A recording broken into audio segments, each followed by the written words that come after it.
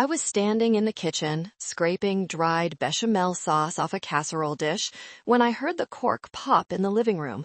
That distinct, hollow thwack of expensive champagne, Dom Perignon, vintage 2012, to be precise. I knew the sound because I was the one who bought it. Just like I bought the crystal flutes they were clinking. Just like I bought the ribeye roast sitting heavy in their stomachs. Just like I paid the mortgage on the roof over their heads. "To Mom and Dad," I heard my sister Tiffany shriek. Her voice was always an octave too high, a performance of joy rather than the real thing. 35 years of tolerating each other. That deserves a medal. Laughter rippled through the house. My house? No, their house. Or at least, that's what I told myself every time I signed the check for the property taxes. I was the invisible engine that kept the Miller family running, the grease in the gears, the silent partner in their loud, chaotic, comfortable lives. I looked down at my hands. They were red from the hot water and dish soap.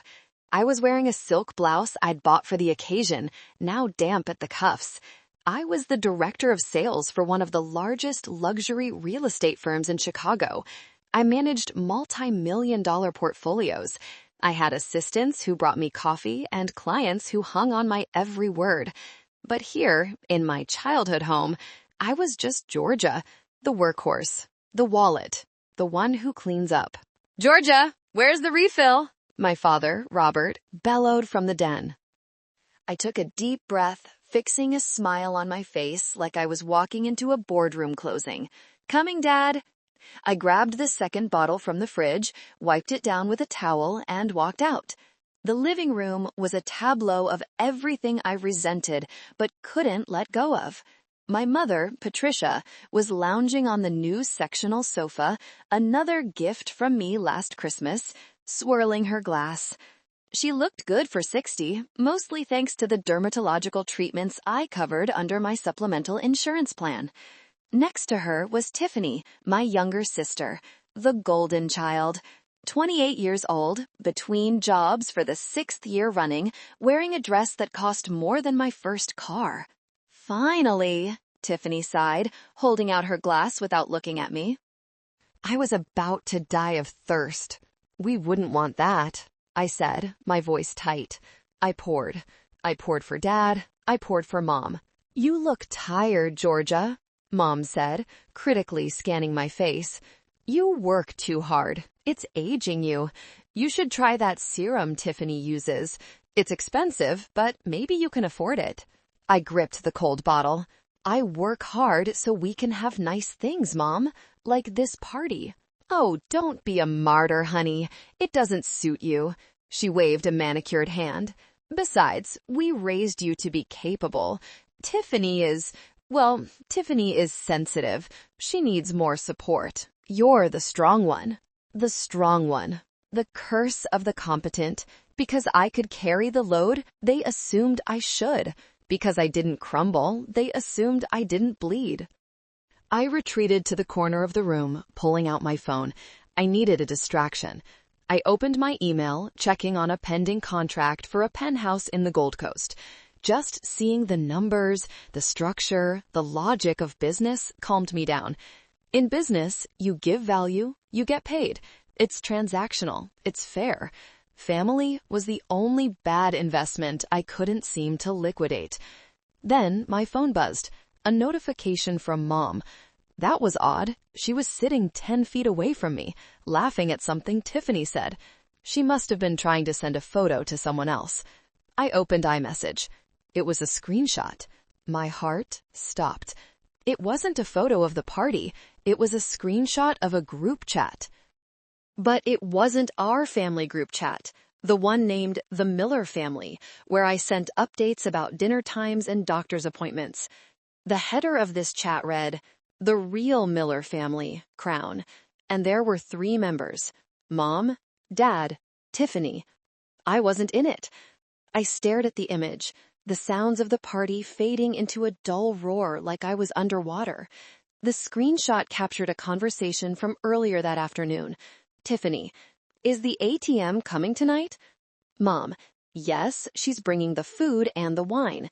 Make sure you compliment her shoes or something. She's been moody lately. Dad, just make sure she pays the country club bill before she leaves.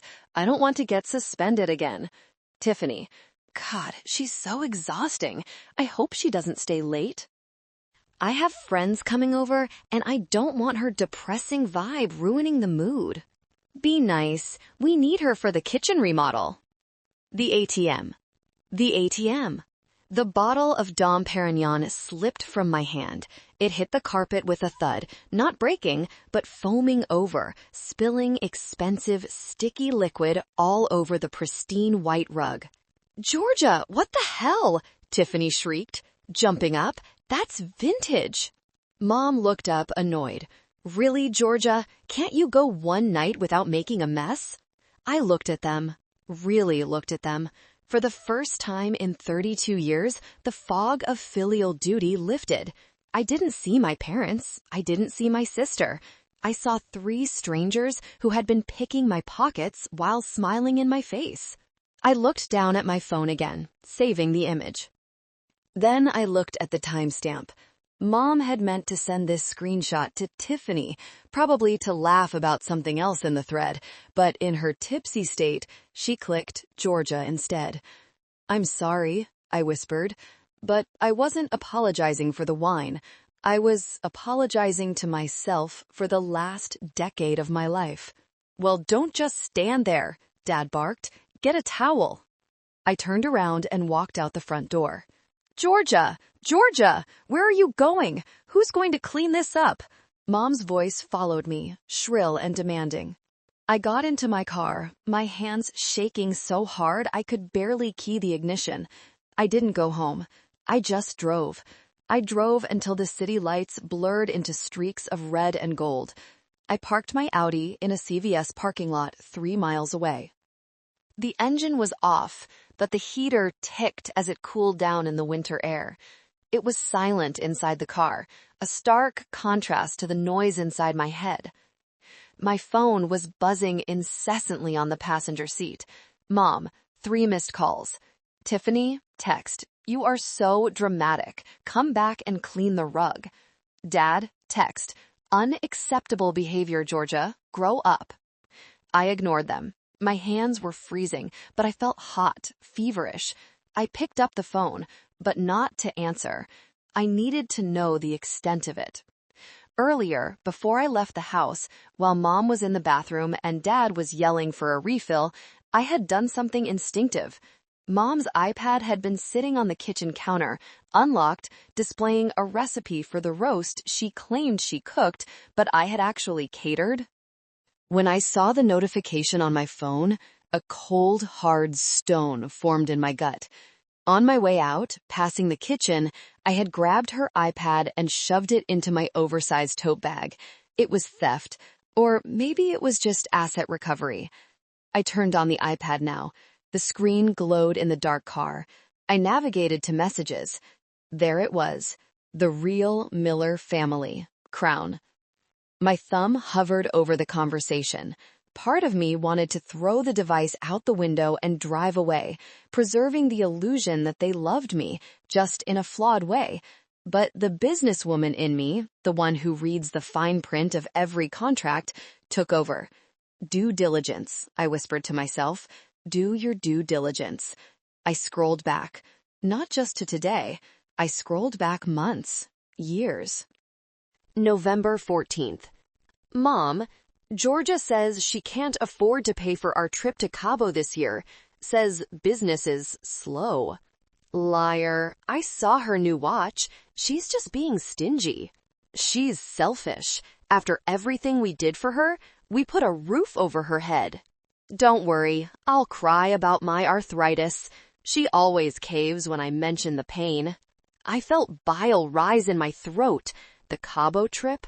I had maxed out a credit card to send them because Mom said the warm weather was the only thing that helped her joints. I was paying 18% interest on their margaritas. August 3rd, my birthday. Do we have to get her a gift? Mom, just get her a card. She makes enough money to buy whatever she wants.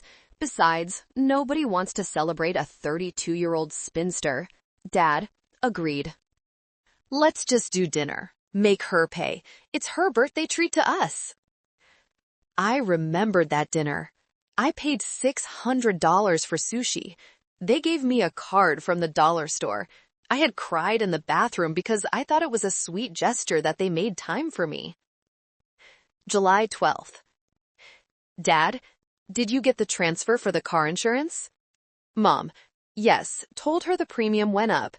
Skimmed an extra $200 off the top for your poker night. Dad, nice work, Patty. She's clueless. My hands were shaking so violently, I almost dropped the iPad. It wasn't just the insults, it was the theft, the systematic, calculated financial abuse. They weren't just ungrateful, they were con artists. And I was the mark, the clueless mark. I scrolled back further, looking for one specific thing. The house. 10 years ago, my grandmother, Dad's mom, passed away. She was the only one who ever really saw me.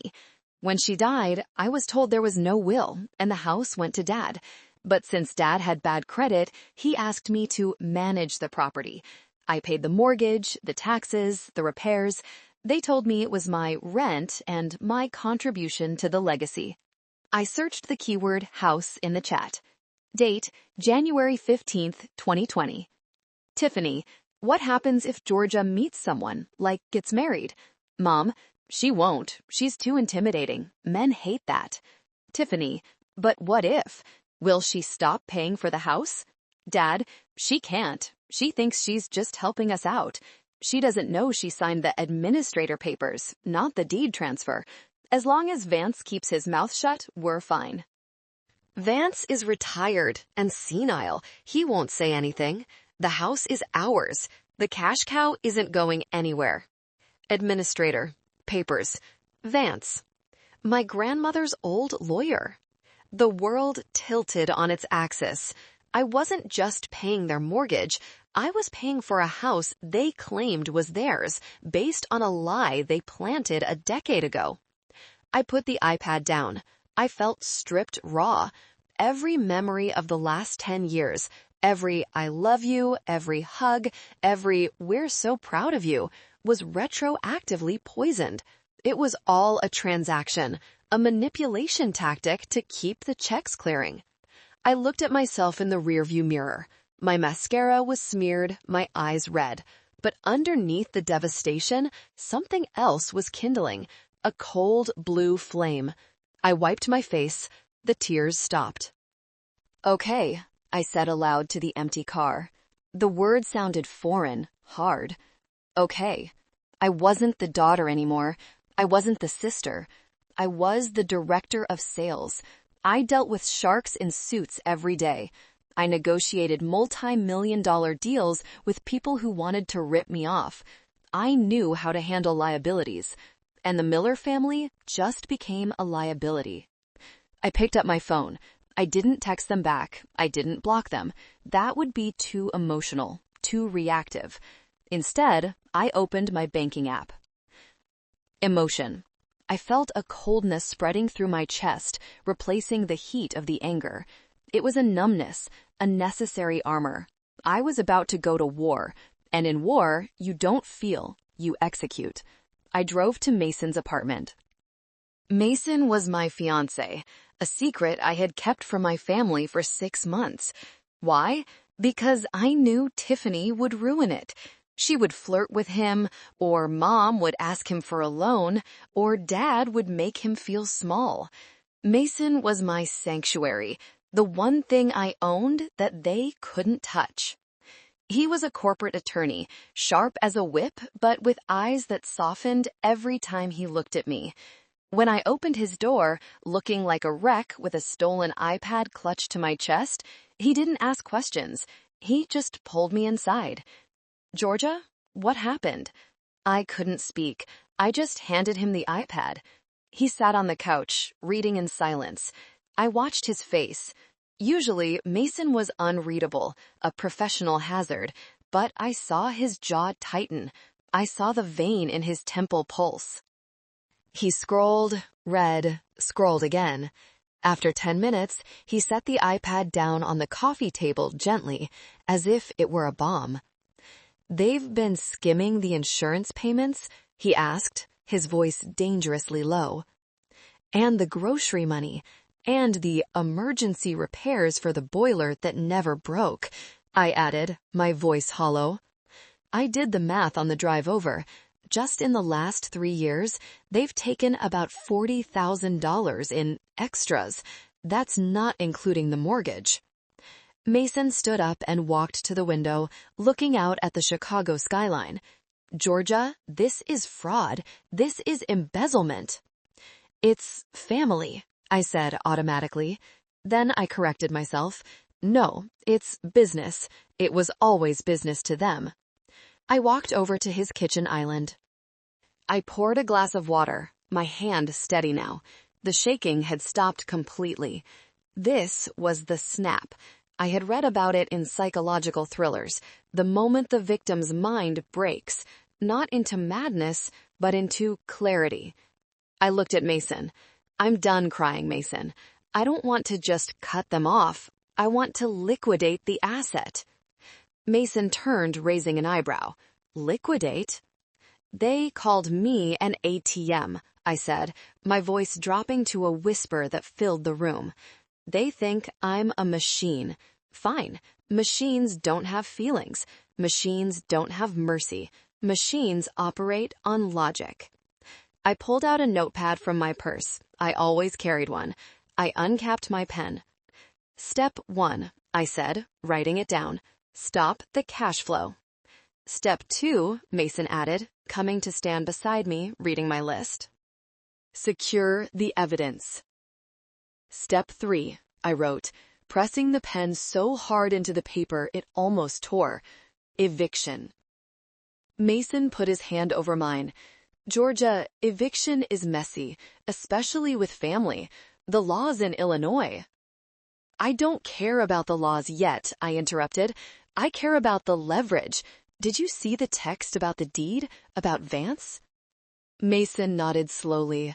"That's the smoking gun. If your grandmother left the house to you and they tricked you into signing over administration rights while hiding the actual will, that's criminal. That's a felony." "I need to find Vance," I said, "Monday morning."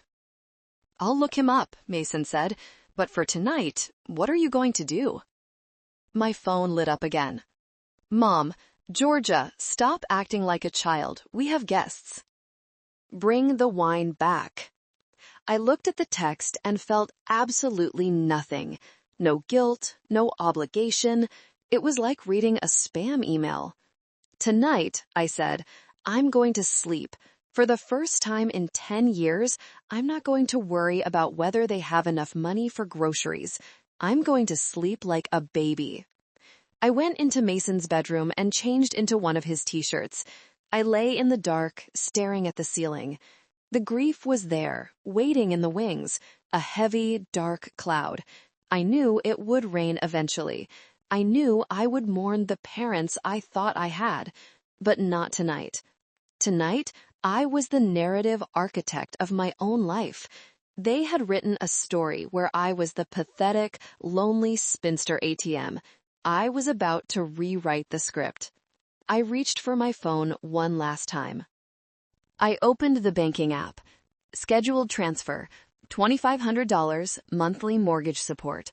Status, pending. I hit cancel. Recurring transfer, $800, mom's meds. Status, pending. I hit cancel. Credit card, secondary user, Tiffany Miller. Status, active. I hit lock card. I hit report lost stolen. A small, grim smile touched my lips. The ATM was out of order. Sunday morning broke with a deceptive calmness. I woke up in Mason's bed, the winter sun streaming through the blinds. For a split second, I forgot. Then, the weight of reality settled on my chest. But it wasn't the crushing weight of obligation anymore. It was the heavy armor of resolve. I didn't go to Sunday brunch. That was our tradition. I would show up at 10 a.m. with bagels and lox and listen to Tiffany complain about her hangover while Mom critiqued my outfit. Instead, I stayed at Mason's. We made pancakes, we drank coffee in silence. By 10:15 a.m., the barrage began. Mom, where are you? The bagels? Dad, we are hungry, Georgia. Don't be petty. Tiffany, seriously? You're ghosting us because of a screenshot. Get over yourself. Ghosting protocol? I murmured to Mason, showing him the screen. I'm not blocking them. I need them to think I'm just sulking. If they know I know about the fraud, they might destroy evidence. Smart, Mason agreed. Keep them confused. At 11:30 a.m., the first bomb dropped. My phone buzzed. It was a notification from American Express. Transaction declined. Sephora, $412, card ending in 4490, Tiffany. I let out a short, sharp laugh. Tiffany just tried to buy $400 worth of makeup. Declined. 5 seconds later, Tiffany called. I let it go to voicemail. Then a text. WTF, Georgia. My card isn't working. I'm standing at the register looking like an idiot. Fix it. I typed a reply, then deleted it. I typed another one. Me.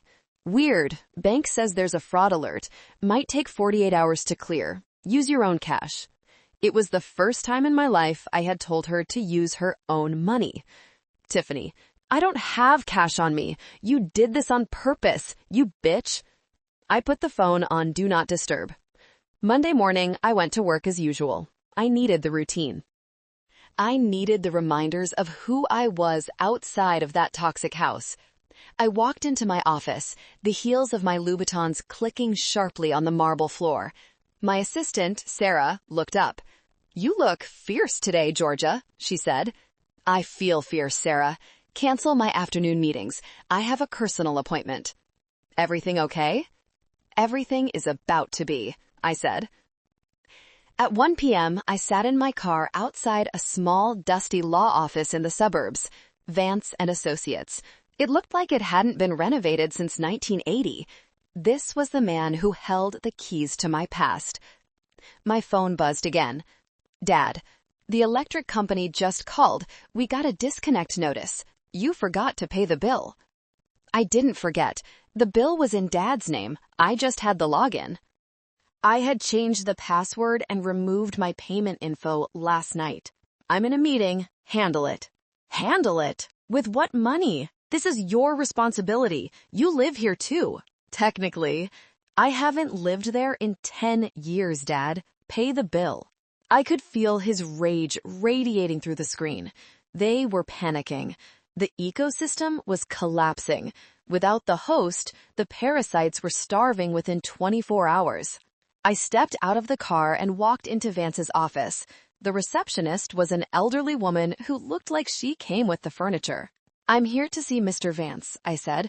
I don't have an appointment, but tell him it's Georgia Miller, Eleanor Miller's granddaughter. The woman's eyes widened slightly. Eleanor, oh my, it's been years. She buzzed him. A moment later, a stooped man with white hair and a bow tie shuffled out. He squinted at me through thick glasses. Little Georgia? He rasped. Not so little anymore, Mr. Vance, I said, clutching my purse. Inside was the stolen iPad. We need to talk about my grandmother's will, and I know about the administrator papers. His face paled. It was subtle, a slight slackening of the jaw, but I saw it. In my line of work, you learn to read the micro-expressions of a liar. Come in, he said, his voice trembling. I followed him into his office. The smell of old paper and dust was overwhelming. I sat down, not waiting to be asked. My father says the house belongs to him, I started, cutting straight to the chase. But I have reason to believe that's not true. Today. Now, Georgia, Vance stammered, cleaning his glasses nervously, that was a complicated estate. Your father, he was the natural beneficiary. I have texts, Mr. Vance, I lied. Well, a half-lie. I had texts between my parents implying Vance was complicit. I have texts where my parents discuss how they paid you to hide the real will. It was a gamble, a massive bluff. Vance froze. The color drained from his face completely. They put that in writing? Gotcha. Everything, I said cold. Now show me the will or my next call is to the State Bar Association. He stood up, his knees shaking, and went to a filing cabinet in the corner. He dug through a drawer marked Deceased 2013-2015. He pulled out a yellowed manila folder. He slid it across the desk. I opened it. My heart was hammering against my ribs like a trapped bird. Last Will and Testament of Eleanor Rose Miller. Article 4. Real property. I hereby bequeath my primary residence located at 45 Maple Drive and all contents therein solely to my granddaughter, Georgia Marie Miller, to be held in trust until her 25th birthday. Solely. To me. My parents didn't own a single brick of that house. They had stolen my inheritance. They had lived in my house rent-free for a decade while making me pay the mortgage on a property I already owned free and clear. The mortgage I was paying? It was likely a home equity loan they took out by forging my signature or using the power of attorney I signed when I was 22 and naive. I looked up at Vance. Tears stung my eyes, but they were tears of fury. "Can I make a copy?" I asked, my voice deadly calm. "Take the original," he whispered, defeated. I never wanted to do it. Your father, he said he was in debt. He said you were too young." "You're right," I said, standing up and clutching the file to my chest. I was too young, but I'm not young anymore. I walked out of that office with the deed to my life in my hands. The drive back to the city was a blur. The file on the passenger seat felt radioactive. I had the receipts, the ultimate receipt. But I needed more. I needed to understand the mechanics of their theft. How deep did the rabbit hole go? I called Mason. "I got it. The house is mine." Vance caved. "Incredible," Mason breathed. "Georgia, do you realize what this means? We can evict them. We can sue for back rent. We can—" "Not yet," I said. "I need to know where the money went. If the house was paid off by Grandma, what have I been paying $2,500 a month for?" "Home equity line of credit," Mason said instantly. HOLC. They probably forged your signature to take out a loan against the house's equity, pretending to be the administrators, and you've been paying off their loan. I felt sick. I'm going to the bank. I spent the next 2 hours at the main branch of Chase Bank. Because I was now armed with the original will and proof of my identity, and because I threatened to bring down hellfire on the branch manager for the bank's negligence in accepting forged documents years ago, they gave me access. I sat in a glass-walled cubicle looking at statements from the last 10 years. Mason was right. A HELOC for $300,000 taken out 2 months after Grandma died. The money wasn't used for repairs. It was transferred to DraftKings, Dad's gambling, Tiffany's tuition, she dropped out after 1 semester, Mercedes-Benz Financial, Nordstrom. They had eaten the equity of my house. They had hollowed it out like termites. I walked out of the bank feeling lightheaded. The betrayal was total. It wasn't just emotional. It was financial rape. They had stripped me of my future to fund their present. When I got back to my office, my phone rang, an unknown number. Usually I wouldn't answer, but my adrenaline was high. "This is Georgia." "Hi, Georgia. It's Kara Mantros." I paused. Kara? Tiffany's best friend. The girl who was in all the Instagram photos I wasn't invited to. The girl I suspected Mason used to date years ago, though he swore it was brief. "What do you want, Kara?" I asked sharply. "If Tiffany put you up to this—" "No." Kara's voice was shaky. Tiffany hates me right now. She kicked me out of the bridal party. Tiffany isn't getting married, I said, confused. She doesn't even have a boyfriend. She thinks she does, Kara laughed bitterly. She's been dating this guy, Kyle, for 3 weeks. She's already planning the wedding, and she kicked me out because I told her she couldn't afford a Vera Wang dress. Okay, I said, impatient. Why are you calling me? Because I saw the group chat, Kara said. The real family one. I gripped the phone tight. You're in it? Yeah, they added me like 6 months ago, mostly to make fun of your outfits and complain about how uptight you are. Charming, I said dryly. Look, I know they're scamming you, Kara said, but you don't know the half of it. Do you know about the retirement plan? The what? Your dad calls it the Georgia retirement plan. They have a recording from last Christmas when you went to get more wine. My stomach turned. You have a recording? I was recording a TikTok, but I caught their conversation in the background. They were talking about how to get you to sign over power of attorney for your stock portfolio. They said you were too stupid to notice if they skimmed 5% a month. I closed my eyes. Send it to me. I will, Kara said, but I want something in return. What? I want to be there when you take them down. I want to see Tiffany's face. Done, I said. Send the file. 2 minutes later, an audio file landed in my inbox. I put on my noise-canceling headphones. Dad's voice, slurring. She's making, what? $200K a year now? We need to bump up the rent. Tell her property taxes went up. Mom's voice. She's asking for receipts, Bob. She's getting suspicious. Tiffany's voice. Just tell her she's being ungrateful. Cry, Mom. You know that works. Guilt trip her about the time she crashed the car in high school. She'll pay anything to make the guilt go away. Dad. That's my girl. Smart. Unlike her sister. Georgia is a workhorse, but she has no soul. That's why we have to manage her money for her. We're doing her a favor. I took off the headphones. The silence in my office was deafening. I looked out the window at the city. The sun was setting, casting long shadows across the skyscrapers. I had the will. I had the bank statements proving fraud. I had the audio recording of conspiracy to commit theft. I wasn't just going to cut them off. I was going to bury them. But first, I had to face them. The alliance with Kara was uneasy, but necessary. We met at a coffee shop far from my neighborhood and far from where Tiffany would ever be caught dead, a place that didn't sell oat milk lattes.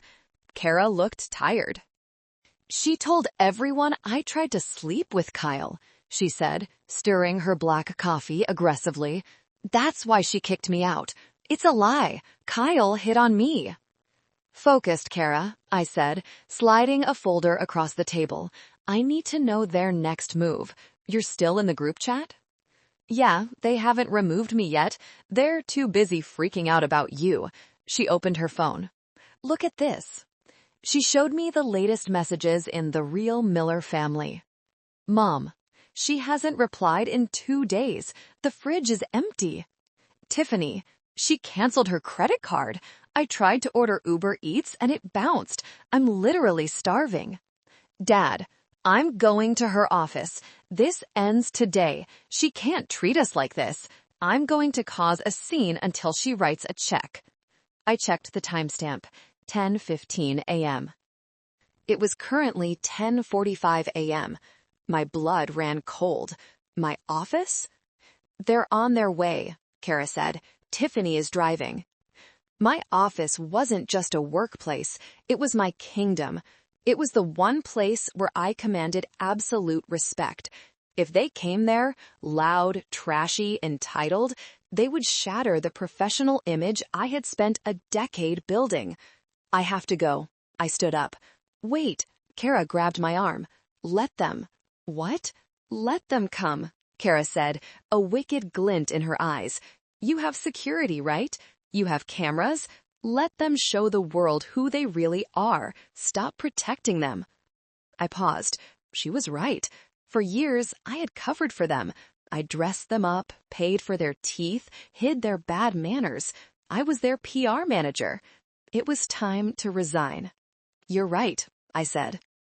If they want a show, let's give them a show. I drove back to the office, my heart pounding a war drum against my ribs. When I walked into the lobby, I nodded to the security guard, Mike. Mike, I said, stopping at his desk, I'm expecting some volatile visitors, family members. If they cause a disturbance, do not hesitate. Mike, a former Marine who looked like he could bench press a Buick, nodded. Understood, Miss Miller. You want me to stop them at the door? No, I said, a cold plan forming. Let them up. I want witnesses. I went up to the 12th floor. My client, Mrs. Margaret Sterling, was already in the conference room. Margaret was 72, a billionaire widow who owned half of the skyline.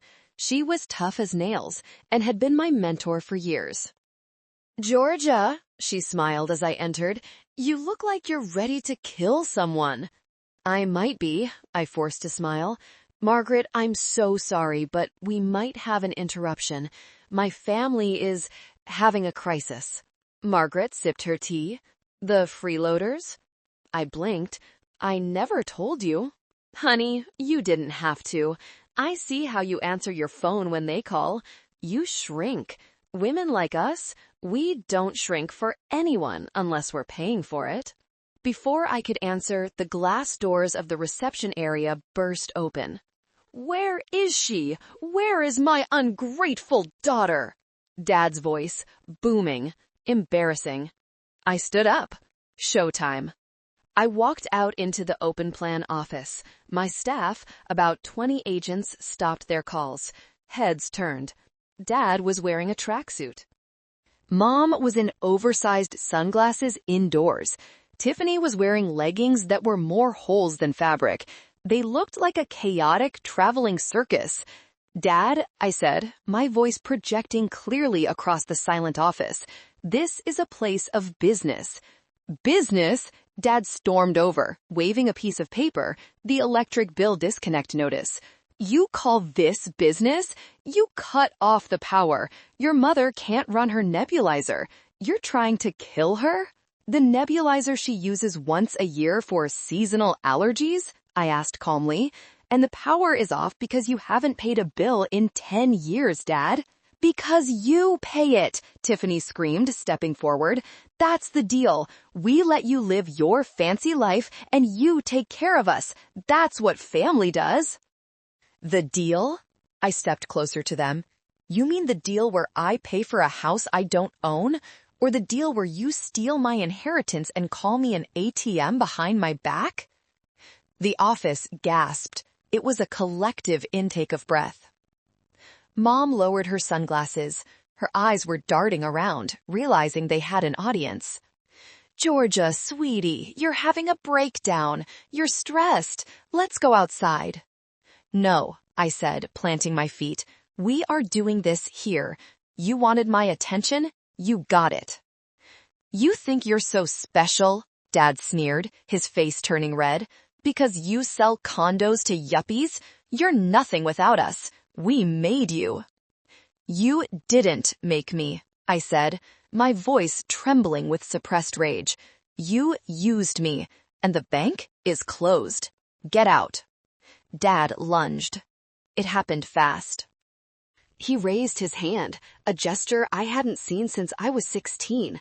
He was going to slap me, in front of my staff, in front of Margaret. But he never made contact.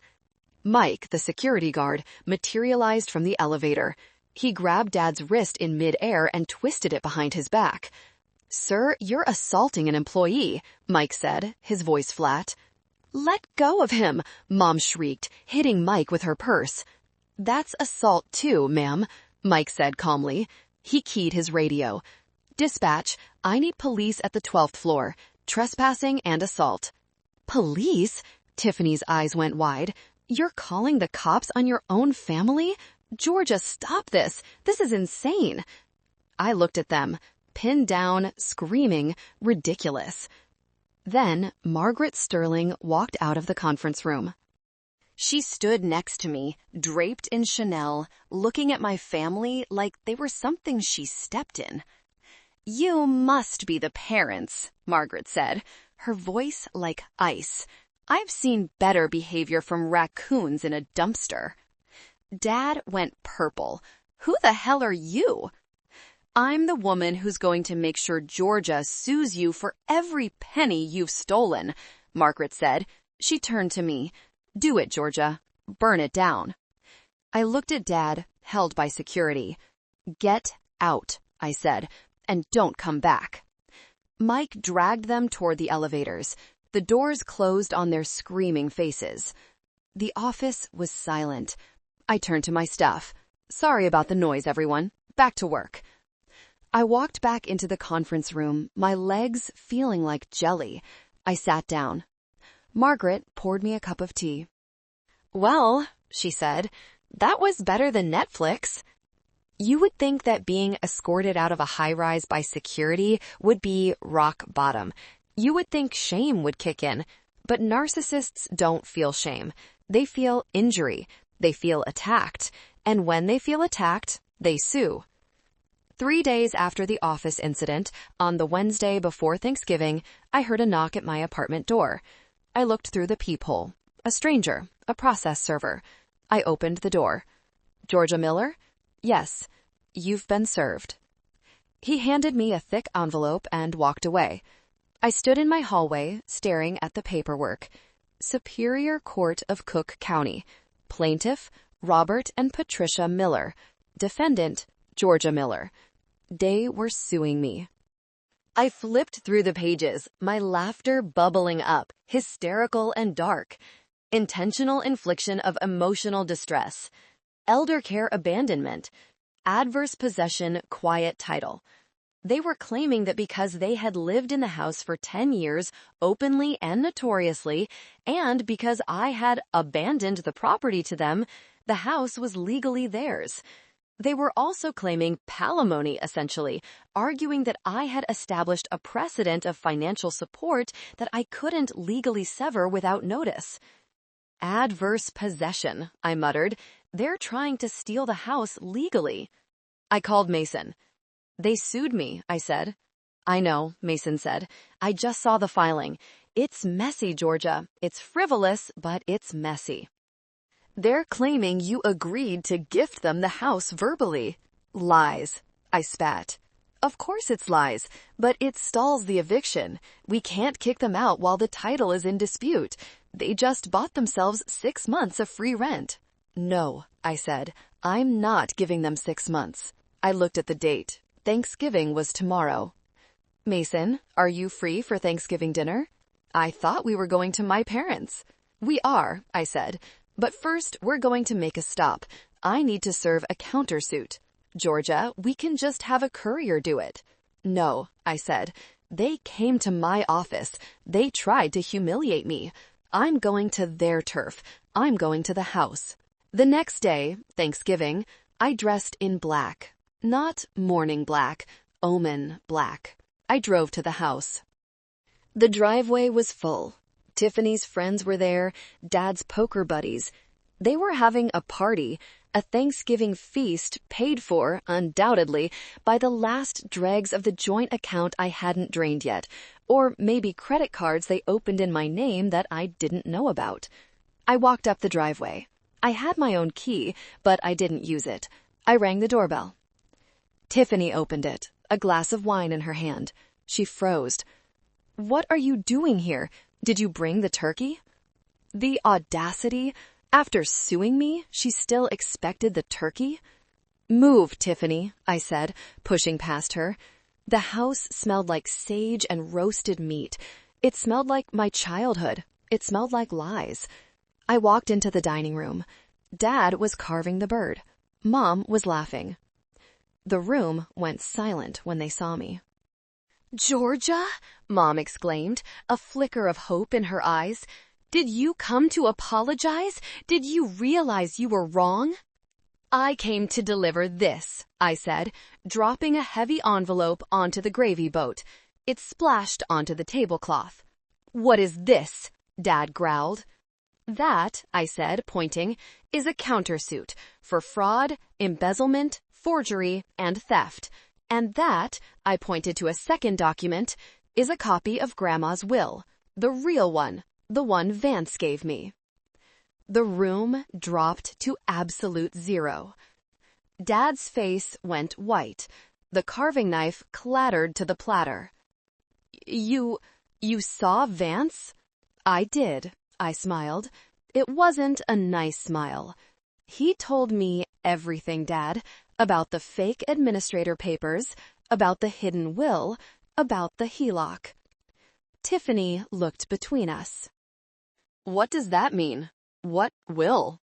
It means, I said, looking at my sister, that this house has been mine since I was 22, and you are all trespassing. You can't prove anything, Mom shrieked, standing up. We are your parents. And I have the receipts, I said. I have the bank statements. I have the texts. I have the recordings. Recordings? Tiffany squeaked. Oh, yes, I looked at her. Your friend Kara sends her regards. Tiffany dropped her wineglass. Crash. Red wine bled into the carpet, mirroring the mess from the party that started this whole war. Happy Thanksgiving, I said. Enjoy the turkey. It's the last meal you'll eat in my house. I turned and walked out. Behind me, the screaming started, but this time, I didn't care. I got into my car where Mason was waiting. Did you do it? He asked. I did, I said. Now let's go have a real Thanksgiving. The period between Thanksgiving and Christmas is usually festive. For the Miller family, it was a death spiral. My countersuit hit them like a freight train. Because I had the original will, their claim of adverse possession fell apart.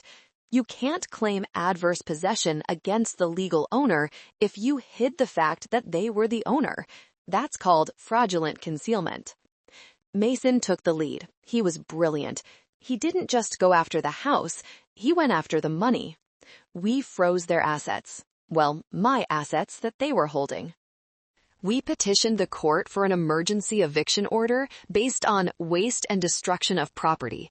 We argued that since they were stripping the equity, they were damaging the asset. Judge Anderson, a stern woman who had zero patience for family drama, granted an expedited hearing on December 20th. During those weeks, the harassment escalated. Mom left voicemails crying, "How can you do this to your mother? I carried you for 9 months." Dad left voicemails threatening, "You're dead to me. You're disowned." Good, I thought. Can I get that in writing? Tiffany tried a different tactic. She showed up at my apartment building.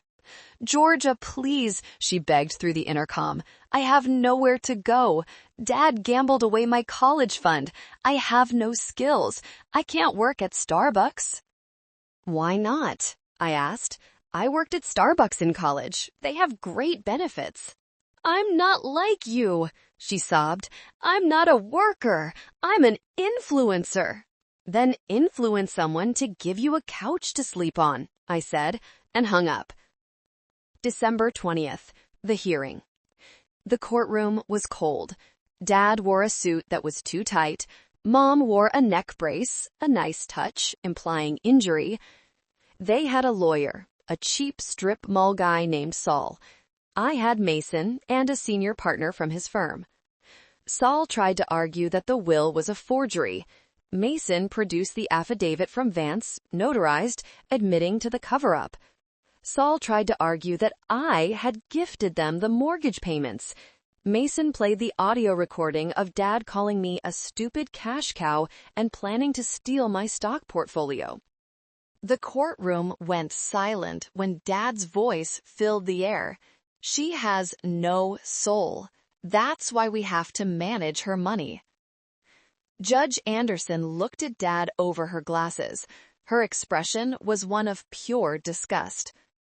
"Mr. Miller," she said, "in my 20 years on the bench, I have seen greed, but this This is predation. You preyed on your own child. She's rich, Dad shouted, losing his composure. She has plenty. Why shouldn't she share? Because it's hers, Judge Anderson snapped, and you stole it.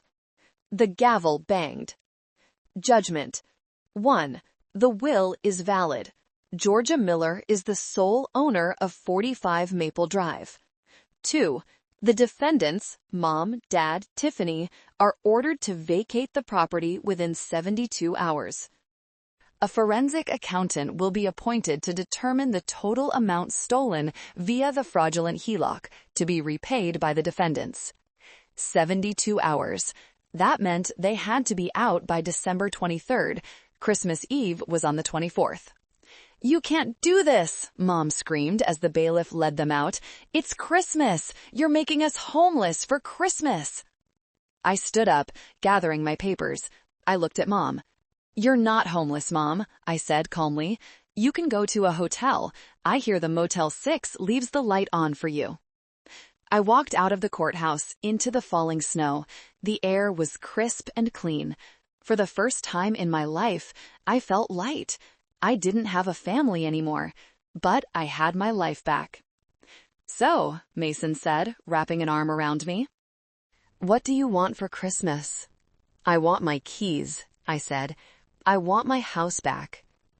And you shall have it, he kissed my temple, but I knew it wouldn't be that simple. They wouldn't just leave. They would burn it down first. I prepared myself for one last battle, the eviction. The 72 hours following the court judgment were the longest of my life. You might think that winning in court brings an immediate sense of peace, but it doesn't. It brings a different kind of anxiety. It's the feeling of waiting for a cornered animal to strike. Judge Anderson had given them 3 days. 3 days to pack 30 years of hoarding. 3 days to find a new place to live with no credit and no references. And 3 days to accept a reality they had spent a decade denying. I didn't go near the house. Mason advised against it. Let the law handle it, he said. If you go over there, they'll provoke you. They want you to lose your temper so they can file a restraining order and delay the eviction. So I stayed away, but I couldn't stop the information from flowing in. The first update came from Mrs. Higgins, the next-door neighbor. She was a sweet, nosy woman who had watered our plants when we went on vacations in the 90s. She had found my number through the grapevine, probably from the Homeowners Association directory. Georgia, her voice was hushed over the phone, vibrating with scandal. I don't know what's going on, but there's a moving truck in the driveway, and oh my goodness. What is it, Mrs. Higgins? I asked, gripping my phone. I was sitting in my office, staring at a spreadsheet I couldn't focus on. Your father, he's in the front yard. He's throwing things into a dumpster. Not the truck, a dumpster. My stomach dropped. What kind of things? It looks like, is that the antique vanity from the guest room? Oh, Georgia, he just smashed it with a sledgehammer. I closed my eyes. The scorched earth policy. If they couldn't keep the house, they were going to make sure I inherited a ruin. They were destroying the equity they couldn't steal. Thank you, Mrs. Higgins, I said, my voice trembling. Please, if you see them damaging the structure, windows, walls, call the police immediately. You have my permission. I hung up and called Mason. They're destroying the furniture. Let them, Mason said, his voice hard. The furniture is depreciating assets. We care about the walls, the foundation, the copper pipes. If they touch the structure, they go to jail for felony vandalism. I've already notified the sheriff's department to do a drive-by. That night, my phone blew up. Not from them, I had blocked them everywhere, but from their flying monkeys. Distant aunts I hadn't seen in years, cousins who owed Dad money, even a random friend of Tiffany's I met once at a barbecue. The messages were all variations of the same guilt trip. How can you do this at Christmas? Your mother is sick. They are old. Have some mercy. Family is everything. I sat on my couch, a glass of wine in my hand, reading the barrage of hate. It was fascinating, really. They had spun a narrative where I was the villain, the greedy, heartless daughter kicking her elderly parents into the snow. They conveniently left out the fraud, the theft, the lies, and the real family group chat. I felt a pang of doubt. It's hard to deprogram a lifetime of conditioning. Was I being too harsh? Was eviction too extreme? Then my phone pinged with a notification from the Ring camera. I had forgotten I still had access to the doorbell. They must have been too busy destroying things to reset the Wi-Fi. I opened the app. The video feed showed the front porch. It was dark, but the porch light illuminated Tiffany and Mom. They were dragging a large box out the door. "Make sure you take the curtains," Mom was saying, her voice raspy. "The velvet ones. They cost a fortune." "I took them," Tiffany grunted, "and I poured bleach in the washing machine. Good luck doing laundry in that." Mom laughed. It was a dry, cruel sound. "I also left a little surprise in the master bathroom vents. Dead shrimp. She won't find the smell for weeks." "She deserves it," Tiffany spat, thinking she's better than us. "She'll never be happy here. This house is cursed now."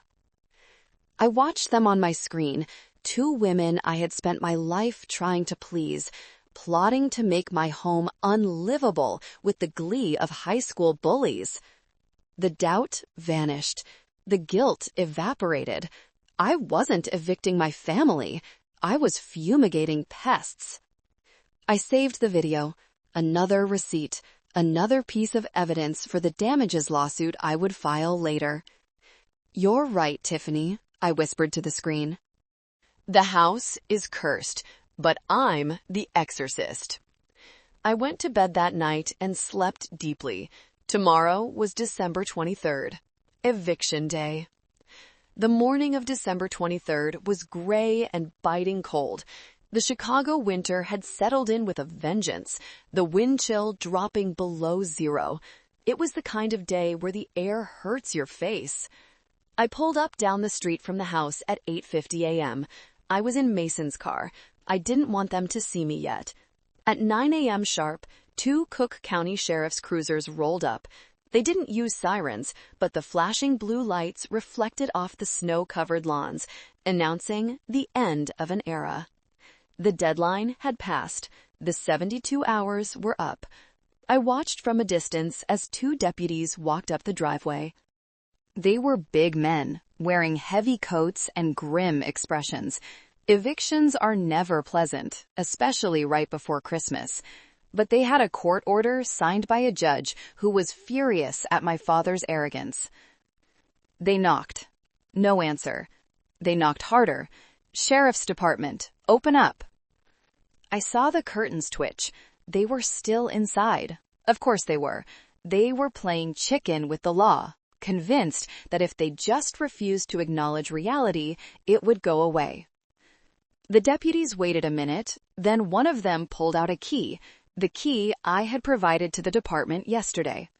He unlocked the door and pushed it open. What happened next was like watching a silent movie of chaos. I couldn't hear the words from my car, but I knew the script. Mom came out first, still in her bathroom, screaming. She threw her hands up, pointing at the deputies, likely threatening to sue them, fire them, or curse them. Then Dad appeared. He looked smaller than I remembered. Without his bluster, without his control over the finances, he was just an angry old man in sweatpants.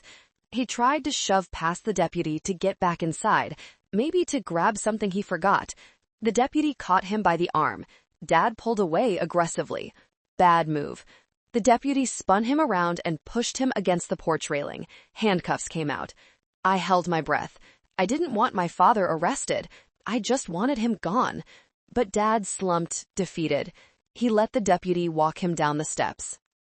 He wasn't arrested, just detained to prevent interference. Then Tiffany. She walked out carrying a Louis Vuitton duffel bag, probably bought with my money. She was on her phone, likely live streaming the injustice to her 12 followers. She stopped on the lawn, looked directly at the camera I knew was there, and flipped the bird. Classy to the end.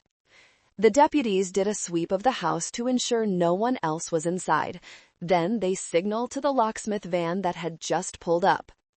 The locksmith got to work. Drill, remove, replace. The sound of the drill echoing down the quiet street was the sound of my liberation. Neighbors were watching. Mrs. Higgins was on her porch, clutching her shawl. The man across the street was pausing while shoveling snow. The real family was finally getting the attention they always craved, just not the kind they wanted. Mason squeezed my hand. "It's done. Do you want to go over there?" "Not yet," I said. "Wait until they leave."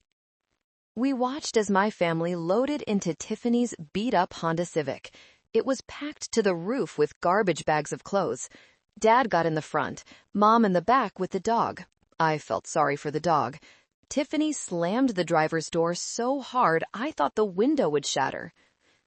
They peeled out of the driveway, tires spinning on the ice, fishtailing as they sped away toward the Motel 6. They didn't look back. Once the taillights disappeared around the corner, I opened the car door. "Ready?" Mason asked. "Ready." I walked up the driveway of 45 Maple Drive. The wind bit at my cheeks. The locksmith nodded at me as he handed me a shiny new set of keys. "All done, ma'am. Deadbolts on front and back. Nobody's getting in unless you want them to." "Thank you," I said, taking the cold metal in my palm. The sheriff's deputy tipped his hat. "Property is secure, Miss Miller. Sorry it had to come to this." "Me too," I said. "Thank you for your help." They left. The street fell silent. It was just me, Mason, and the house. My house. I stood on the porch where I had taken prom photos, where I had cried over breakups, where I had been told 1,000 times that I wasn't good enough. I put the key in the lock. It turned smoothly. Click. I pushed the door open and stepped into the smell of bleach and stale anger. Wait until you hear what they did to the inside. You think the shrimp in the vents was bad? That was just the appetizer. If you've ever had to cut toxic people out of your life, you know that the final step isn't the blocking button, it's the cleanup. And I was about to face the mess of a lifetime. Walking into that house was like walking into the scene of a crime. The first thing that hit me was the smell. It was a mixture of harsh chemicals, the bleach Tiffany had poured everywhere, and something rotting. The living room was empty.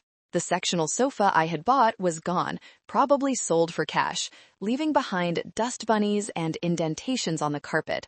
The walls, oh God, the walls. In the hallway, someone, likely Dad, had taken a hammer to the drywall. There were holes punched through the plaster every few feet, like a violent Morse code. I walked into the kitchen. The granite countertops were smeared with grease. The refrigerator door was wide open, the food inside warm and spoiling. A carton of milk had been overturned on the floor, the white puddle congealing in the cracks of the tile. And on the stainless steel fridge, written in permanent black marker, were the words, "Ingrate. Nobody loves you." I stared at the words. A month ago, this would have broken me. I would have scrubbed it off while crying, wondering what I did wrong. Now, I just felt a cold detachment. It was like looking at graffiti in a subway station. It was ugly, but it had nothing to do with my worth. "We can paint over that," Mason said, his voice gentle, coming up behind me. "We can fix the drywall. We can replace the carpet." "I know," I said. "I'm not worried about the house, Mason. I'm just surprised. They had so much energy for hate. Imagine if they had used that energy to actually work, to build something." We went upstairs. My old bedroom, the one I had slept in until I was 22, was untouched. It was the only room they hadn't vandalized. Maybe because they never went in there. Maybe because I was such a non-entity to them that destroying my room felt like a waste of time. But the master bedroom, a disaster zone. The carpet was slashed, the mirror in the bathroom was shattered, and true to Mom's word, I could smell the faint, fishy odor coming from the vents. "Okay," I said, turning to Mason, "we have work to do." "Now?" Mason asked. "It's December 23rd. We should go home, drink cocoa, and come back with a contractor in January." "No," I said firmly. "I want to spend Christmas here." Mason looked at me like I was crazy.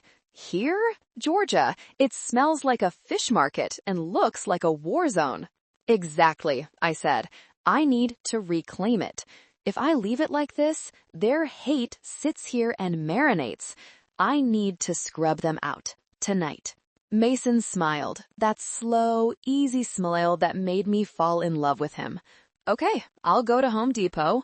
You call the cleaning crew?" "No crew," I said. "Just us." We spent the next 24 hours working harder than I have ever worked in my life. We wore masks and gloves. We scrubbed the marker off the fridge with industrial solvent. We ripped up the ruined carpet in the master bedroom, exposing the hardwood underneath that had been hidden for 20 years. We located the dead shrimp in the vents. Thank God for Mason's long arms and a shop vac. We patched the holes in the hallway with spackle. We didn't paint yet, so the white patches looked like scars, but scars are better than open wounds. By 6 p.m. on Christmas Eve, the house was empty, echoing, and smelling of pine sol and fresh air. We had opened every window to let the freezing wind blow through, purging the stale atmosphere of the Miller family. We didn't have furniture. We didn't have a tree. We ordered Chinese takeout, Peking duck, and crab rangoons. We sat on the floor of the living room, wrapped in thick blankets, eating out of cartons with plastic forks. I looked around the empty room. For the first time, I noticed the architecture, the beautiful crown molding my grandmother had loved, the way the moonlight came through the bay window. The house wasn't evil. It had just been held hostage, and now it was free. "Merry Christmas, Georgia," Mason said, clinking his beer bottle against my soda can. "Merry Christmas," I whispered. I pulled out my phone. I had one last thing to do. I opened the Real Family group chat, which I was never in, but which still existed on Kara's phone. She was sending me updates. I sent a text to Kara to forward to them. A picture. It was a photo of me and Mason, sitting on the floor of my house, holding up our keys, smiling. Home sweet home.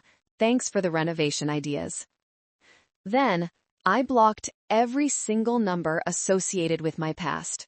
No more texts, no more calls, no more guilt. The silence that followed was the most beautiful music I had ever heard. 1 year later. I'm sitting in the nursery, rocking a sleeping baby girl. Her name is Eleanor, after my grandmother. The room is painted a soft sage green. The sun is pouring in through the window. The same window I used to look out of when I was a teenager, dreaming of escaping. The house is unrecognizable.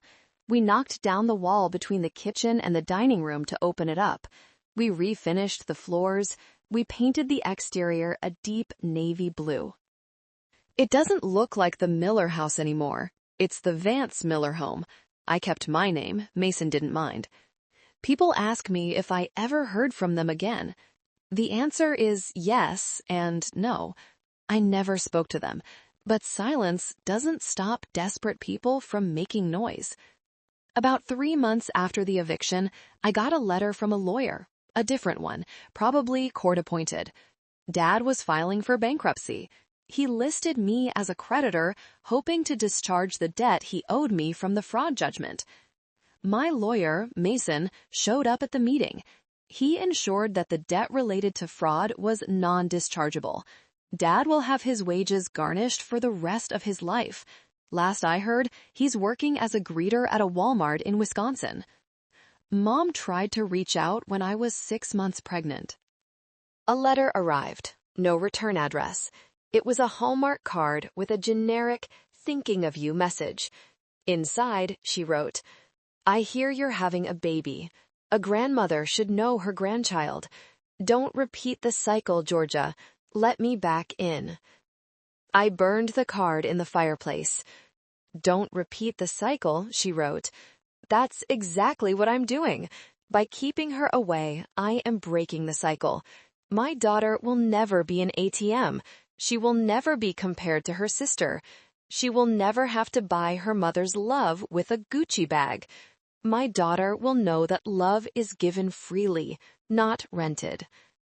Tiffany. Well, that was the most satisfying part. Kara told me that after the eviction, Tiffany's fiancé, Kyle, found out she was homeless and broke. He dumped her via text. She ended up moving in with 3 roommates in a basement apartment. I saw her TikTok the other day. It popped up on my For You page. The algorithm has a dark sense of humor. She was crying about toxic family and asking for donations to her Venmo. It had 12 likes. I scrolled past.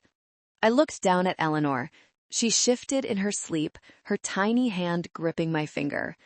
This is the real family, not the DNA, not the history. Family is the people who show up for you when you have nothing to give them but yourself. Family is Mason, scrubbing dead shrimp out of a vent on Christmas Eve. Family is Margaret Sterling, who sent a silver rattle for the baby and told me she was proud of me. I learned a hard lesson, one that cost me 30 years and hundreds of thousands of dollars. The lesson? You cannot save people who are committed to misunderstanding you. You cannot buy respect. And sometimes, the most loving thing you can do for yourself is to become the villain in someone else's story. They tell everyone I'm the monster who threw them out in the snow. I'm okay with that, because in my story, I'm the hero who saved the little girl inside me. If you are listening to this and you feel that heavy knot in your stomach every time your phone rings, if you are the one always giving, always fixing, always paying, please look at the receipts, look at the text messages, look at the bank account. Ask yourself, are they your family or are you just their staff? Don't wait until you're 32. Don't wait until they steal your house. Snap. Snap now. Because the peace on the other side, it's worth every single battle scar. Thank you for listening to my story. It's been a long road, but I'm finally home. Don't forget to subscribe for more stories of truth and justice. Until next time.